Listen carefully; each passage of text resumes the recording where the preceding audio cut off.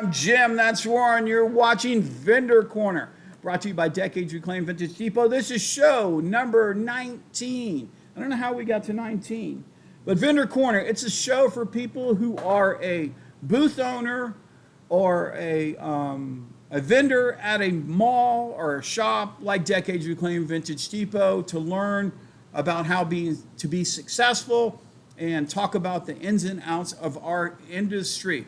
So if that fits you, stay tuned, stay with us. Yes. If it doesn't, then we'll see you later, I guess. Yeah. Push the button. Push the button, go somewhere else. First topic this evening. Whose responsibility is broken items? Ooh. Yeah, there you go. Oh. Well, here at Decades Reclaimed, it is in our contract that the shop is not responsible for broken, lost, or stolen items. So if a customer comes in and breaks something, it's the cost of doing business, but it's not the cost of the shop doing business. It's the cost of the vendor or the booth owner for doing business.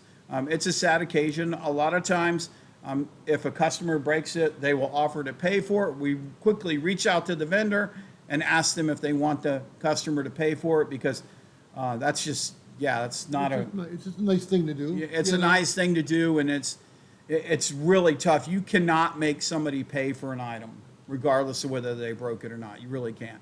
So if they offer, most of our vendors will say no. Say, I don't want them to pay for it, and and then we go on. What if it's an employee who breaks it? We don't have employees here at Decades Reclaimed Vintage Depot. I guess as being the owner, I'm the only employee. Right. And I guess, if I break it, I'm definitely going to take responsibility for it. But if another employee breaks something, are they responsible for it? I mean, is the shop responsible for their actions? I mean, it really depends on the circumstances. If I was asking one of my management team to do something, I don't know, move a piece of furniture or whatever, and I guess they hit it into somebody's shelf or something and broke some items, I think I would be responsible for that and I would go ahead and take care of it. But I wouldn't hold them responsible. There's a whole bunch of circumstances that would go into it. Is your stuff in the right position? Is it exceeding your booth space?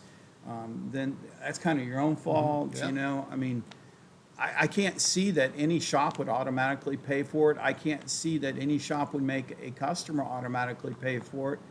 And I sure, wouldn't make you as a pseudo employee pay for it. I mean, you're only working on behalf of everybody. So why would you be, you need to do it intentionally. Right. We have one of our pseudo employees, great guy. His name is John. And every time we do a massive move for one of our vendors here at the shop, John's involved, and John seems to always break something. But it's kind of funny now. And that if you have John help, you have the risk of him breaking something. We only do that when we're doing each other's stuff anyways. And we would never, if you broke something of mine, I might get pissed, for a moment, but then I'm not going to make you pay for it. We laugh about it these days. Yeah, we laugh about John, exactly. All right, topic number 2. How do you manage paperwork for inventory and expenses? Well, when I started out, I had an Excel spreadsheet. And I basically just did in and out. If I went for a weekend and I went picking, I would put the weekend and I'd put the total amount that I spent and I would stick it in there. I used to itemize those items so I would know, but then it got to be too much work. So just in and out. And that's basically all I do now. It's the in and out. But it's in an Excel spreadsheet. And it doesn't really track my inventory. It only tracks what I spend and what I make every month. But here's some of the things that I picked up when I was doing research for this. Somebody said the Excel spreadsheets. Of course, we just talked about that. Somebody said they do it by hand. They date. They write an item number down. They put the price down. They put the description down on every single thing. It's a A lot of work. Another one, most common one, is they kind of like me, they just kind of wing it, It's in there. or they don't do it at all anymore. Yep. It's in there. That's very popular. And then, like I said, somebody said, dollar in, dollar out. That's kind of what I do. Somebody uses an old-fashioned ledger book. Can you Ooh. imagine doing that? Ooh. You really got to run it right if you're doing that. I But think they I have a couple of them in my booth. Yep, They're, yep. they're vintage now. Yeah. Another one was and a couple people said this, Google Sheets. Google Sheets are similar to like Excel spreadsheets, but it's just Google's version of it, not Microsoft. Am I saying that right? Microsoft owns Excel, but Google has their own version of it or whatever. Somebody said Paper and Spark. It's a website, and I guess it's built for our industry. It's Paper and Spark. I didn't have time to check it out, but you pay a one-time fee, and I guess you could put your stuff in inventory there and mark it when it's sold. But you still gotta work it. Yeah, It you still got to takes work time. it. Yep. QuickBooks. Somebody said QuickBooks. The only thing I can think when I read QuickBooks, what was your first thing when somebody said QuickBooks? Taxes. Huh? No, not taxes. Pricey. Oh, Yeah, is it pricey. Yeah, Okay, QuickBooks okay. is pricey. So, Okay, I yeah, don't know. and that's a lot of work. And somebody keeps, hang on just a second. Somebody keeps trying to message me, and Is it yeah. Pokey? No, it's That's not not Pokey? Pokemon. Okay. All right, so yeah, back to the show here. Sorry about that, folks. What else did we have besides the QuickBooks, the pricey QuickBooks? Somebody said just a notebook. They color code it, I guess, for sold, not sold. They have listing codes that they use, and they put dates in there. I guess, something simple. It's really whatever you want to do that.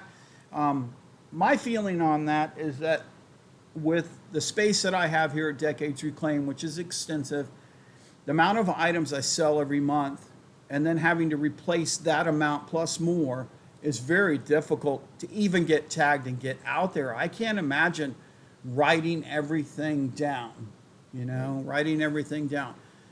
I know I'm ahead of the game because I kind of know what I spend on the month every month when I put that in there, and I go at the end of the month and I put out what I make, and I put it in there. I know I'm ahead of the game, and that's basically it. Yeah. I don't track individual items like I used to. That just made me more fond of that particular item when I knew that I had that spittoon that I paid $20 for, and it was way too much, and I can't get the $60 I want out of it. I just, I wouldn't negotiate, basically. I wouldn't lower the price. I knew what I put into it. I wanted it back. All that is gone. I've been in the game a long time, and now I just let it go. I want the money back, or part of the money back that I spent, so I can go out and buy the next thing and hopefully do better on that. You've been teaching me that. Yeah, it's tough. It's a tough thing. I used to hold on to stuff just because of what I paid for them, or the perceived value I had on the item. Perceived value I had on the like item. that, yeah. Yep. All right. Topic number, was that topic 2? I think so. What was our first topic then? Topic was, Yeah, whose responsibilities, broken Yeah. items. Topic number 3. Create your own space, your own business, and your own style. So we're pulling the soapbox out for this one. I'm jumping on top of it. okay. Okay? Don't copy another person's space. You see how they set up and you set it up exactly? Don't do that. Go out there, take the elements you like of different spaces, you know what I mean? And then incorporate those into your own. Okay? Make it your own business. Okay? Do your own marketing. Quit bitching or griping about what the shop does or doesn't do for you in the way of marketing. Go out there, do it yourself. You will find out very quickly how easy it might be or how difficult it might be. And then you will be in a different perspective when it comes to, bitching about your shop and what they do on social media. Do your own marketing. Okay, you're the booth owner anyways. Do it yourself. It's your own business. It just happens to be in a mall with other like businesses. You know, Yeah, yeah. I look at a mall. There's not too many malls left out there, but a mall. Okay, we have a mall here locally in Lakeland. You know, it would be like one shop complaining about what the mall does. You know what I mean? For advertising, when it's their responsibility. You know, I mean, really.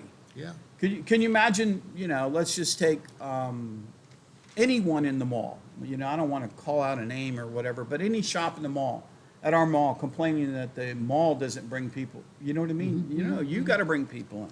Do your own marketing, okay? And then it'll definitely change your perspective.